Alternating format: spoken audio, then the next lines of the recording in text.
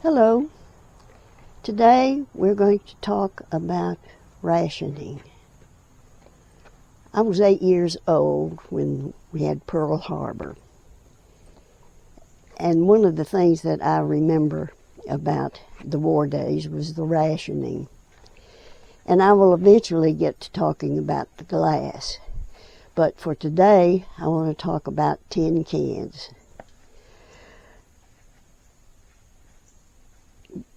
And a little bit of history first. In 1795, the French were fighting all over the place in Europe and Caribbean and having a terrible time preserving food. So a French chef got the idea that he would stuff meat into a champagne bottle and then cork it with cheese and lime. And that might have been a little bit better than what they were doing, but it wasn't very good. So he progressed to using jars of some kind.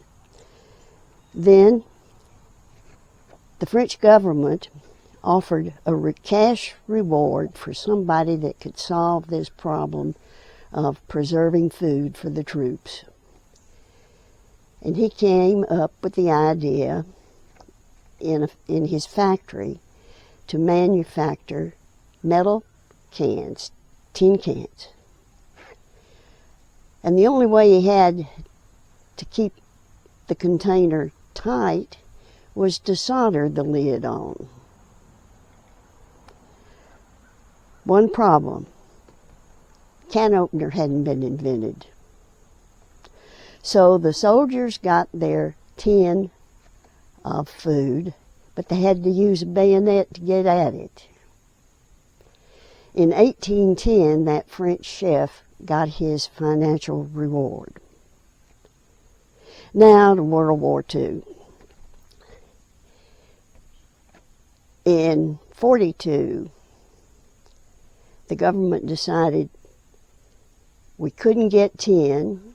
The closest source was Alaska, and it didn't have very rich ore, and Alaska wasn't a state. The main sources were Sumatra, Malaysia, and the Dutch East Indies, and the Japanese had that closed off. So tin became a strategic material. That was because we couldn't import it. So what to do? They decided to salvage and recycle. So the word went out to everybody in the country. Save your tin cans, your tin foil, and turn them into the government so we can use them for the war. They did. The word got around, and in 1944, and I've got my note card here, 187,283 tons of cans and tubes containing tin were collected and recycled. And the need for this was astronomical. And this I had to look up. During the war, the U.S. built 10 battleships, each of which took 7 tons of tin.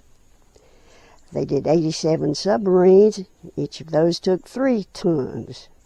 In addition to that, there were 400 destroyers, 4,530 tanks, and various and sundry other types of hardware that required tin.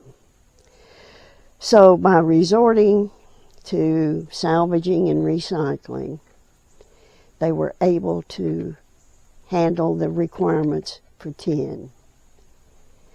And this I account to my reminiscences. Remember, I'm almost 90, but I still remember a lot about the wartime. Thank you, and shortly I'm going to pick back up with the French chef's glass containers and bring us up to date on canning jars. In the meantime, we'll show you some of my art glass. Thank you.